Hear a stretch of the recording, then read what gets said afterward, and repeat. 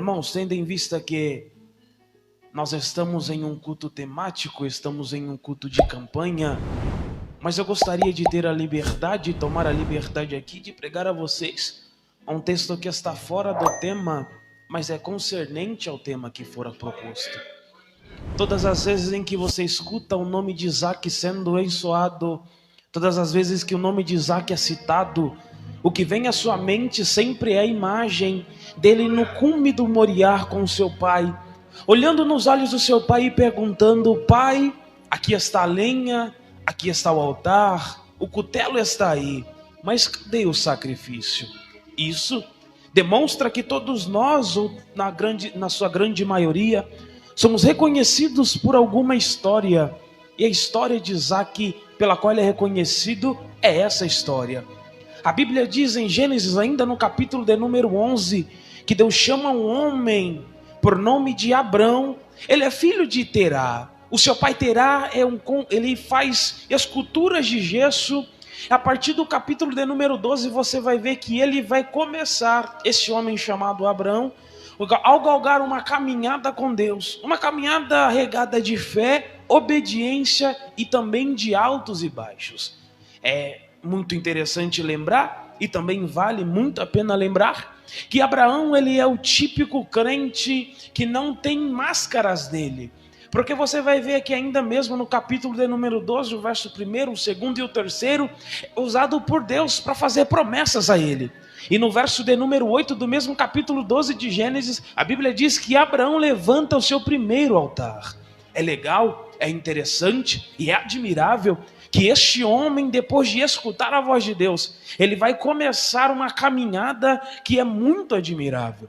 Uma caminhada que desde o começo ela é regada por fé. Ela é acreditada mesmo sem ver, mesmo sem tocar, apenas por ouvir a voz daquele que está acima de todas as coisas. A Bíblia diz que ainda no capítulo de número 12, uma grande fome se instaura onde ele está. Ele tenta e desce ao Egito, porque a fome onde ele estava grande. E ele tentava salvar a sua família.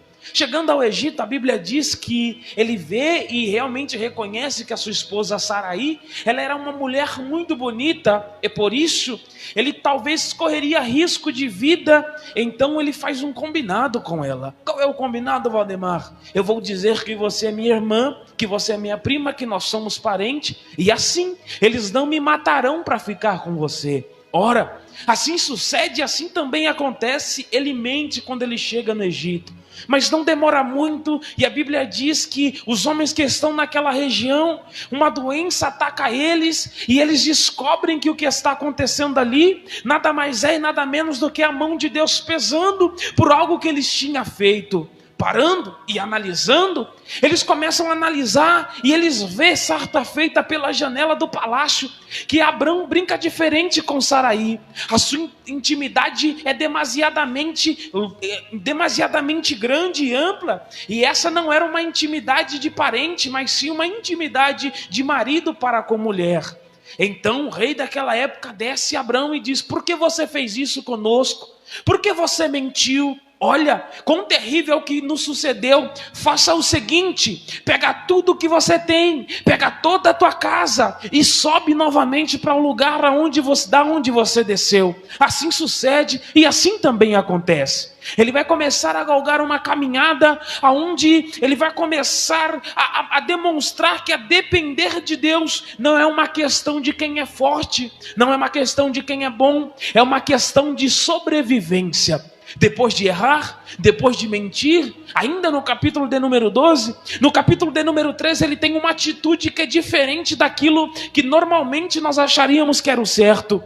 Porque ele mentiu, e o certo agora parece que é ele dar a volta por cima, ignorar o que aconteceu, simplesmente não trazer mais a memória e tocar a vida para frente. Mas Abraão entende que toda ferida precisa ser sarada, que toda mentira precisa ser descoberta e que toda vida dúbia precisa ser consertada. A Bíblia diz então que em Gênesis, no capítulo de número 13, ele regressa até onde ele tinha edificado o seu primeiro altar. Nós dissemos aqui que foi no capítulo de número 12, no verso de número 8, e esse altar está entre Ai e entre Betel. A Bíblia diz que ele volta ao pé do altar e ele clama ao Senhor ali. aqui eu já tiro uma lição muito preciosa para a minha vida, porque não importa o que eu estou passando, não importa o que sucedeu na sua vida, não importa se você baixou a guarda, não importa se você deslizou, não importa se você tropeçou, o melhor lugar para voltar é no pé do altar. Carabachandarabacantaraya, corabia sérgia. Eu posso te provar com Bíblia que Deus é um Deus que prefere restaurar do que jogar fora. Vamos lá então, a Bíblia diz em Jeremias, no capítulo de número 18, que Deus convida Jeremias a descer até a casa do oleiro. Ele levanta e desce até a casa do oleiro. Chegando lá, ele vê que o oleiro está trabalhando, porém o vaso que o oleiro fazia quebra na sua própria mão. Porém o oleiro, muito inteligente, ele tem duas opções agora. A primeira, jogar o barro fora, ou a segunda, que é mais improvável, fazer um vaso novo. E a Bíblia diz que o oleiro escolhe a segunda opção. E eu aprendo aqui também que é porque na olaria de Deus não tem lixeira, não tem descarte. Na olaria de Deus não tem um barro melhor que o outro. Se está na mão é barro, se está na mão é matéria-prima. Na mão de Deus não tem quem canta mais, na mão de Deus não tem quem prega mais, na mão de Deus não tem quem ora mais, na mão de Deus não tem quem é bom, quem é ruim. Quem está na mão de Deus é para ser trabalhado, quem está na mão de Deus é para ser tratado. Não importa o que está acontecendo na tua vida, não importa o que está sucedendo no teu trabalho, não importa o que está acontecendo na tua família, se está na mão do oleiro, aguenta o trabalhar dele. Carabaia, sérgia, comandarabachandaraia. Eu sei que eu vim pregar para gente aqui que entrou nesse culto perguntando: Deus, por que está acontecendo isso na minha vida? Por que está acontecendo isso na minha casa? E eu venho como boca de Deus para dizer: essa é a mão do oleiro, tirando toda imperfeição. Já já um vaso novo vai surgir aí, e não é vaso de desonra, é vaso de honra, assim como está no livro de Egeu, no capítulo de número 2, porque a glória desta última casa será maior do que a da primeira. Oh, glória! Carabaia, sérgia. Ele volta, ainda no capítulo de número 15 diz a Bíblia que Deus desce a ele e faz uma promessa. Qual é essa promessa, Valdemar? Que ele daria um filho àquele homem. Só que tem duas barreiras aqui, e essas barreiras aqui são muito grandes para ser pulada. A primeira barreira é: Abraão é avançado em idade. Quando Deus chama Abraão, ele tinha por volta de 75 anos. A segunda barreira aqui é que a sua esposa Saraí, ela é estéril, ela tem a madre fechada. Então aqui tem tudo para dar errado. Só que acima do que tem tudo para dar errado, tem um Deus que está dizendo: vai acontecer. Aí a Bíblia diz assim, que Sara não entende os mistérios de Deus, e ela sorri e diz: eu duvido isso acontecer, porque é normal, de certa forma, a nossa fé dá uma oscilada quando nada está indo bem. Ninguém, absolutamente ninguém, quando está no olho do furacão, a primeira atitude que toma é de agradecer, de louvar. Não, antes ele quer entender o que está acontecendo. Ele pergunta a Deus o porquê ele está ali, ele pergunta a Deus o que está acontecendo, e não entendendo, não obtendo respostas, ele chega à conclusão que Deus não precisa responder para ele entender, que Deus não precisa fazer para estar trabalhando, e que Deus não precisa falar para que ele entenda que ele está sendo cuidado por Deus. Só que Sara, ela olha para a sua limitação, quando Abraão está olhando pela fé o Deus que lhe chamou. A Bíblia diz então que o capítulo 16 vem, e o dito de Sara a Abraão é: faça o seguinte, pega Agar, deita-se com ela, ela vai ter um filho. Aí cumpriu a promessa que Deus disse para você, que a gente teria um filho. Abraão, não sei se inocente, não sei se emocionado, mas a Bíblia diz que ele faz conforme Sara disse, se deita com Agar, toma ela como esposa, ela concebe, tem um menino, seu nome é Ismael. A história vai passando, ela é jogada para o deserto, e a gente poderia decorrer por todo esse texto, mas o tempo é muito curto. A Bíblia diz então que no capítulo de número 20, Isaac nasce. A casa está cheia, a casa está feliz, porque a promessa de Deus se cumpriu. Olha o menino Isaac se sentando na mesa, olha o menino Isaac participando do banquete, olha o menino Isaac participando do sacrifício. Só que o que muda aqui é que, quando você olha para o capítulo 20 e para o capítulo 21 no seu começo, Você vai ver um Abraão que ele não levanta mais altar. Você vai ver um Abraão que ele já não glorifica mais como antes. Você vai ver um Abraão que ele já não dá mais glória como antes. Antes ele prefere montar banquete. Antes ele prefere correr para lá e para cá com Isaac. Antes ele prefere curtir a promessa de Deus. E isso é um grande perigo nos nossos dias, porque as pessoas, quando elas querem algo, de dia e de noite ela está dizendo: Deus, eu preciso me dar, Deus, eu quero, me entrega. Aí depois que Deus entrega, ele já não lembra mais de agradecer. Muitas pessoas poderiam estar aqui, mas eles acham que não precisa, porque já recebeu o que tanto pedia. Mas bem-aventurado é aquele crente que mesmo sem receber, ele entra, e mesmo depois de receber, ele retorna, porque ele entende que maior do que a bênção é o dono da bênção. Melhor do que Isaac é o Deus que desce na casa para falar com ele. Aí, vendo todo esse cenário aqui, Deus se recorda lá do capítulo de número 11 e do começo do capítulo de número 12, onde tinha um Abraão cheio de fé, um Abraão cheio de disposição. E ele diz: não é assim que eu te quero, Abraão. A Bíblia diz então que Deus desce na oração e diz: oi, Abraão, eu quero e eu tenho um pedido para você. Qual é o pedido? Eu quero Isaac, o teu filho, a quem tu amas. A pergunta que sempre fica é: se ele tinha Ismael como filho, por que Isaac é quem Deus se refere como ao filho que ele ama? É que Isaac é filho da promessa, então o peso é muito maior. E a Bíblia diz que Abraão, ele é muito obediente e ele cumpre com o que Deus pede. Ele, quando Sara está dormindo, ele pega seu filho Isaac, prepara o jumento, pega os servos, e ele galga até o Moriá, sobe até o cume do Moriá, leva o cutelo, ele prepara todas as coisas ali. Como nós dissemos aqui no começo, o menino Isaac deita sobre o altar. Ele está vendo o cutelo, está vendo a lenha, está vendo o altar, mas ele não está vendo o cordeiro, não está vendo o sacrifício. E a pergunta que ele faz ao seu pai é: pai, eu estou vendo todas essas coisas, mas cadê o cordeiro para o sacrifício? Aí o seu pai olha para ele e diz assim: filho, Deus vai prover para si o cordeiro para esse sacrifício.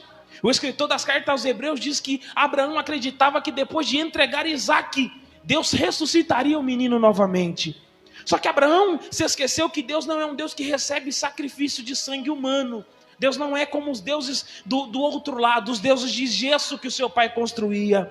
Antes, é um Deus que prefere um culto racional, limpo e perfeito e inteligente. Aí a Bíblia diz assim, que quando Abraão levanta o cutelo, ele vai descer, Deus lá do céu já brada e diz: Abraão, não faça isso. Eu já vi que você é fiel, eu já vi que você é temente, não precisa fazer isso. Quando ele olha para a sua direita, ele vê um carneiro com os chifres amarrados, e Deus disse: é esse aí o sacrifício, não é Isaac. Ele desce do Moriá, entendendo que Deus nunca quis Isaac. Tudo que Deus queria e que quer é Abraão de volta. E eu sei que é meio castigante isso daqui, e é meio fadigante subir o Moriá, e é muito mais terrível a ideia de entregar Isaac, mas é que Deus, na verdade, Ele não quer lhe esmagar. Deus não quer que você morra. Deus não quer que você perca essa batalha. Deus está te chamando de volta. É por isso que essas coisas estão acontecendo na tua vida. Porque antes você orava mais. Antes você lia mais. Antes você era mais temeroso e mais fervoroso. Lembra quando você tinha prazer nas coisas de Deus? Lembra quando as coisas de Deus eram leves para você? Não importa o que acontecia. A sua frase sempre era: meu foco é Jesus. Só que os dias foram passando e você está preferindo a mesa do que o altar. E é por isso que Deus precisa pedir Isaac na tua vida. E quando todo esse cenário aqui acontece, a Bíblia continua dizendo: o menino está crescendo, está se fortalecendo. Só que no capítulo de número 25, Abraão morre. E agora vai acontecer algo muito inesperado. Porque Isaac casa com uma mulher, e essa mulher também é estéril. Essa mulher também tem a madre fechada. Essa mulher não pode gerar. Só que a promessa de Deus era: você vai ser pai de nações. Então Isaac é a continuidade da promessa de Deus. Se a sua esposa não gera, automaticamente a promessa de Deus seria inválida. Porque como a sua semente iria multiplicar se o seu filho não tivesse filhos? Só que a Bíblia diz assim que Isaac ora pela sua esposa e Deus abre a madre dela. Tem milagre para quem ora. Tem resposta para quem ora. Tem providência. Eu vou repetir até você entender. Tem providência de Deus para quem ora. Para quem reclama não tem, mas para quem ora tem resposta de Deus. Valdemar, me prova na Bíblia, eu provo. O livro é o de Abacuque, capítulo de número 1, ele já começa dizendo: Deus, até quando eu vou permanecer e o Senhor não vai falar nada? No 2, Deus fala assim: Abacuque, senta e me escuta. No 3, ele levanta dizendo: ouvi a tua palavra e temi, Senhor.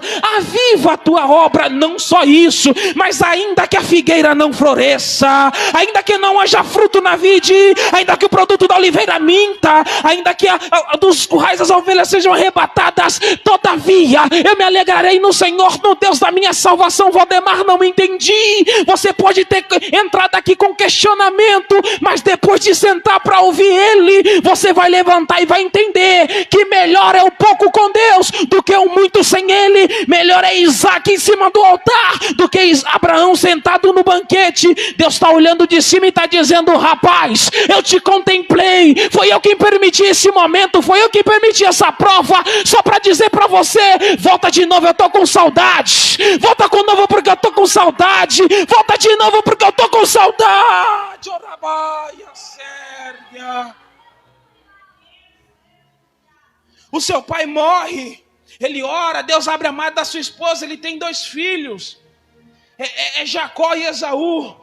A história continua e no capítulo de número 26 a Bíblia diz que uma grande fome se instaura naquela terra. Novamente, uma fome conforme tinha no tempo do seu pai Abraão. E é engraçado aqui, porque diferente de Abraão, Deus não permite Isaac tomar a atitude de descer do lugar da onde ele está. Antes Deus diz a ele: Isaac, habita onde você está. Habita onde eu falar para você estar. E a terra que Deus manda ele habitar é em Gerar. Justamente onde estava tendo a crise. Isso aqui causou um paradoxo na minha mente. Porque se nós sabemos que Deus é um Deus que cuida, um Deus que zela, um Deus que guarda, por que Deus está mandando ele habitar no lugar de seca? Se Deus é um Deus zeloso, por que Deus está mandando ele ficar num lugar que é infrutífero? Um lugar que não vai produzir, um lugar que não vai dar nada. É aí que consiste o segredo. Na visão de Isaac era uma terra seca, mas na visão de Deus era um cenário perfeito para realizar um milagre. Na tua visão é só mais um momento turvo, na tua visão é só mais uma turbulência, mas na visão de Deus é uma oportunidade para te trazer de volta. A Bíblia diz então que ele habita, ele obedece, ele fica onde ele está. E o que acontece é que a Bíblia diz assim que ele colheu naquele ano 100 vezes mais. E a pergunta é: se a terra está seca, ninguém planta. Se a terra está seca, não há água que cai, não há orvalho que molha. Como Isaac colheu 100 vezes mais? Essa é a grande questão que todo mundo fica se perguntando.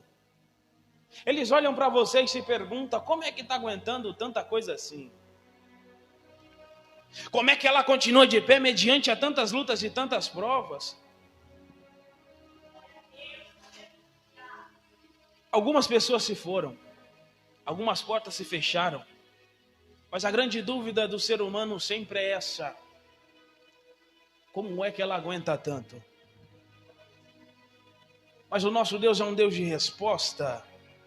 O nosso Deus é um Deus de providência. E Ele lhe trouxe aqui nessa noite só para dizer para você: eu não preciso responder. Você só precisa viver o que eu tenho para você. Habita em Gerar. Mas Deus é um lugar de seca. Habita em Gerar. Deus não precisa de água para germinar. Deus não precisa de semente frutífera para germinar. Na hora que Deus abrir a boca e falar que vai acontecer, não importa o que está dizendo contra, vai acontecer. Porque o nosso Deus é um Deus de providência. O nosso Deus é um Deus que está pronto para fazer infinitamente mais. Ele colhe 100 vezes mais naquele ano. E o desenrolar da história se continua. Ele desentulha 3 poços. Os 2 primeiros teve contenda, ele deixou de lado. Porque se gera contenda não vale a pena. Se traz briga não vale a pena. Se tira sua paz não é de Deus. Se tira a sua paz, não é de Deus, não adianta insistir. Não importa o que seja, se não te leva para frente, é retrocesso. E retrocesso não é coisa de Deus. A Bíblia diz então que no terceiro, aí sim no terceiro, depois que ele cavou, não teve briga. Ele coloca o nome de Reobote e disse, porque agora nos alagou o Senhor e crescemos nessa terra. Olha o segundo crescimento que Deus dá para Isaac naquela terra de sequidão. O primeiro é colher 100 vezes mais, o segundo é Deus dar um poço para ele de água viva, e ele com a sua boca professa e diz, nos alagou o Senhor e nos fez crescer nessa terra. A mesma terra que no 26 começa dizendo que tinha crise, é a mesma terra que ele está dizendo, o Senhor nos fez prosperar nesse lugar. Lembra quem você era? Lembra de onde você veio? Nem perspectiva de vida você tinha. Aí Deus chegou na sua vida, começou a mudar todo o seu ser, mexer em toda a sua estrutura. E Deus faz você prosperar. E a prosperidade de Deus é essa: nunca faltar o pão na sua mesa, nunca faltar o ar para você respirar. Escutei uma frase no começo da caminhada que carrego comigo até hoje. A frase é: pode não ter o que eu quero, mas não está faltando o que eu preciso. Até essa luta é necessário para você aguentar de pé. Aí a Bíblia diz assim, que depois que ele diz todas essas coisas, o 24 começa assim: e apareceu-lhe o Senhor naquela mesma noite e disse, eu sou o Senhor Deus. Olha para você ver, o 24 começa dizendo assim, e apareceu-lhe o Senhor naquela mesma noite. O verso de número 1 do capítulo 26 está dizendo que há sequidão na terra. Mas o 24 está dizendo, e lhe apareceu o Senhor naquela mesma noite. Naquele mesmo lugar, naquele mesmo ambiente que ele permaneceu, Deus desceu e falou com ele. Não importa a sequidão nem a crise que está na terra, o céu nunca será afetado pela crise que se estabelece aqui embaixo. Antes, é o céu que muda e que converte toda a crise em abundância. Está todo mundo desesperado dizendo, e agora? O que a gente vai fazer? Está tudo muito complicado, as portas estão se fechando, mas lá de cima tem um Deus olhando e está dizendo, descansa, sou eu quem cuido de você. Descansa, sou eu quem provejo para a tua casa. Descansa, sou eu quem mantenho a porta aberta. Descansa, sou eu quem preparo desde o comer da manhã até o deitar da noite. Sou eu quem faço todas as coisas. Lá no começo do 26, se Isaac tinha uma necessidade, aqui no 24 ele já tinha muito mais do que uma necessidade. O que ele tinha, Valdemar? Ele tinha resposta, ele tinha providência e ele tinha Deus. O começo pode não ser bom, mas o final dessas coisas vai ser melhor do que o começo. Carabachandaraia, comandarabachandarabacantaraya, porque o ódio do diabo é sempre esse. Ele tenta fazer de um lado, ele tenta fazer do outro. O ódio da fofoqueira sempre é essa, ela levanta uma contenda aqui, levanta do outro lado lá. O ódio do mexeriqueiro é sempre esse, ele leva e traz uma conversa aqui, mas olha como você permanece, com os dois pés firmes na rocha, não se abala, você não movimenta para lugar nenhum. Isso não é outra coisa a não ser graça que desce de cima. A terra é seca, mas é Deus quem dá o crescimento, é Deus quem dá o mantimento, é Deus quem provê todas as coisas. O dia que o homem depender do outro homem, aí ele vai sucumbir, aí ele vai cair, mas aqueles que esperam no Senhor, aqueles que confiam no Senhor, serão como o monte de Sião, que não se abalam. Carabaia, séria. Demandarabachandaraia. Aqui a gente já termina. O 25 diz assim: e então edificou ali um altar, invocou o nome do Senhor, e armou ali a sua tenda. E os servos de Isaac cavaram ali um poço. Olha para você ver que interessante. O 25 diz que ele levanta um altar, ele estabelece a tua tenda, ele invoca o nome do Senhor. 3 coisas importantes para a vida de Isaac, que ele não poderia aprender a não ser com seu pai. Levantar altar só se aprende com quem se levanta altar. Estabelecer tenda só se aprende com quem entende de se estabelecer tenda. Invocar o nome de Deus só se aprende com quem sabe invocar o nome de Deus. Talvez esse seja o seu grande erro. Você quer andar com quem não estabelece altar. Você quer andar com quem não tem tenda. Você quer andar com quem não sabe invocar o nome de Deus. Ele sabe fazer qualquer coisa, mas não sabe invocar o nome de Deus. Ele não levanta um altar a Deus. É por isso que às vezes as coisas não dão certo na nossa vida. Sabe aquela amizade que a gente gosta muito? Sabe aquele envolvimento que a gente tem com alguém, talvez, que a gente gosta muito, mas que parece que depois que a gente começou as coisas travaram, não vai para frente. É porque essa pessoa não tem altar, não sabe estabelecer tenda e também não tem Deus na vida dela. Você é Isaac. Você nasceu para levantar altar e estabelecer tenda e invocar o nome do Senhor. A grande pergunta que fica aqui é: se Isaac está armando a tenda, invocando, levantando, por que os servos têm que estar lá fora cavando o poço? É aí que se consiste o grande mistério de todas as coisas. Você nunca vai conseguir fazer tudo sozinho. Isaac ajudou a cavar os 3 poços. Mas esse 4º poço, Deus diz para ele: aqui não, Isaac. Nesse aqui você não coloca a mão. Eu tenho uma outra responsabilidade por você. Mas Deus, eu vou falar. Mas eu participava. Quando eu participava era melhor. Quando eu cantava acontecia. Quando é eu que fazia, o negócio era diferente. Chegou o momento de você sentar para escutar, fez demais. Mas é eu que tenho que abrir o culto? Não, senta e escuta. Mas é eu que tenho que pregar? Senta e escuta. E eu te provo mais uma vez dentro da Bíblia Sagrada, a gente termina aqui. A Bíblia diz assim que Jesus está andando à beira do mar. Ele encontra 2 irmãos, Tiago e Pedro, André e Pedro, perdão. Eles estão lavando as suas redes. A Bíblia diz que o barco de Pedro está vazio. E perceba que Pedro aqui é o personagem principal. E a Bíblia vem claro dizer que o barco de Pedro estava vazio. Só que Jesus chega a ele e diz assim: ô Pedro, me empresta o teu barco. Ele pega o barco de Pedro. Pedro concede para ele a licença. E o que acontece aqui é que depois que Jesus prega, Jesus olha para ele e fala assim: Pedro, vá a águas mais profundas, ou faça-te ao mar alto, lança a tua rede. Aí Pedro olha para ele e fala assim: Senhor, a gente tentou a noite inteira, não apanhamos nada, mas sobre a sua palavra a gente vai fazer conforme o Senhor está mandando. Naquela manhã, ele pescou tudo e além do que ele não tinha pescado a noite inteira. Era tanto peixe que a Bíblia diz assim que ele teve que chamar os barcos vizinhos para poder dividir para o seu barco não ir a pique. E no meio dessa história toda eu me paro para pensar e eu pergunto: Pedro está no começo quando Jesus vê ele, e a Bíblia mostra Pedro no final quando ele está pegando os peixes e ele volta para adorar a Jesus.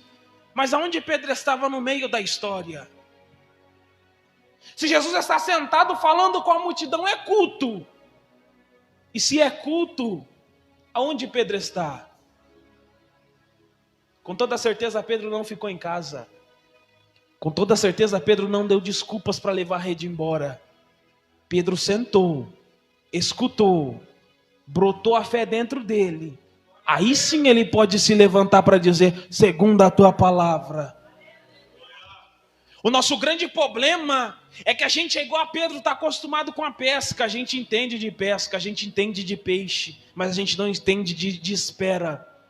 O que Cristo veio ensinar para Pedro de primeira instância é: senta e escuta. Mas Senhor, senta e escuta, Pedro. Não está no momento de lançar rede, não está no momento de lavar rede, não está no momento de pintar barco, não está no momento de conversar com o amigo da direita, está no momento de você sentar e escutar. O seu grande problema, Pedro, é que você está preocupado com o peixe que você não pegou. Mas eu estou dentro do barco. Eu estou pregando de dentro do barco. Eu não quero somente encher o barco, eu quero encher o dono do barco também. E o grande segredo se consiste aqui. Porque certa feita Jesus vai olhar para todos eles e vai dizer assim: uns dizem que eu sou Moisés, outros dizem que eu sou Elias, outros dizem que eu sou um grande profeta. Mas e vocês? Quem vocês falam que eu sou? O único que se levanta ou levanta sua mão é Pedro. E ele diz: tu és o Cristo? O Filho do Deus vivo. Aí Cristo olha para ele e diz assim: eita Pedro, essa revelação aí não foi da carne, foi o próprio Espírito de meu Pai que revelou a você. Logo depois Pedro comete uma gafe, Deus o corrige, mas percebe que ele é o único que tem a ousadia de falar com propriedade quem Jesus era. Nem João, que deitava aqui, teve a ousadia de falar quem Jesus era. Mas Pedro só sabia quem ele era, porque um dia ele sentou e escutou. E algo dentro dele dizia: verdadeiramente, ainda que o meu barco está vazio, o homem que está sentado nele está cheio. Ainda que eu não peguei nada na minha rede, mas alguém que pode abundar a minha casa está sentado dentro do meu barco. Ainda que o dia não foi bom para você, ele desceu aqui só para falar para você: não importa o que está acontecendo, eu permaneço na situação. Não importa o que está acontecendo, Cristo está sempre de prontidão, olhando e dizendo: eu estou contigo, eu permaneço com você.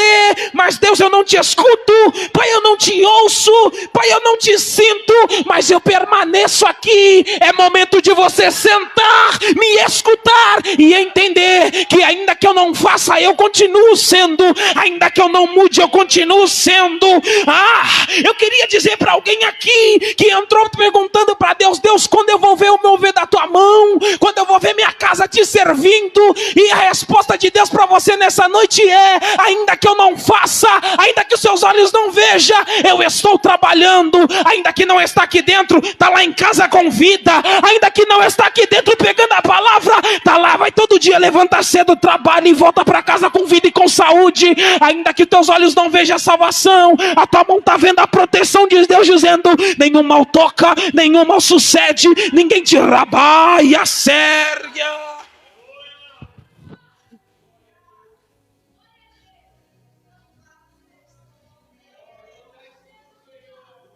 O grande segredo de tudo isso daqui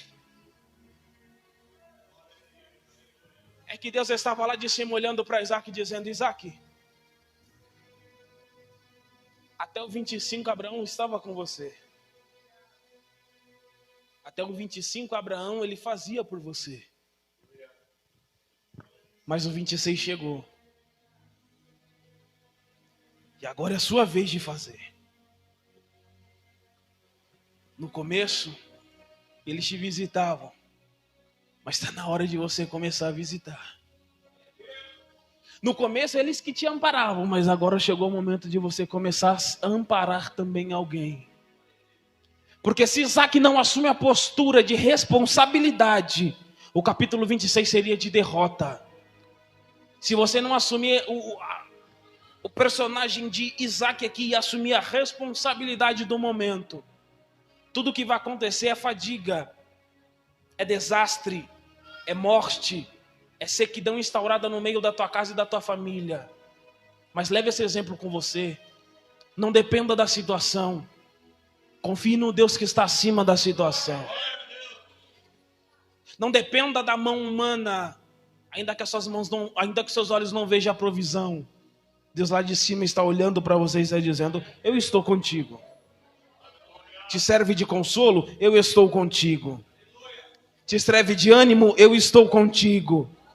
Valdemar, eu queria escutar uma revelação de Deus. A revelação é essa: Ele está contigo. É Ele quem te guarda, é Ele quem te sustenta. Se você chegou até aqui é porque Ele está contigo verdadeiramente. Que Deus os abençoe em nome de Jesus. Não esqueça de curtir, se inscrever e ativar o sininho. Deus abençoe. Deus abençoe.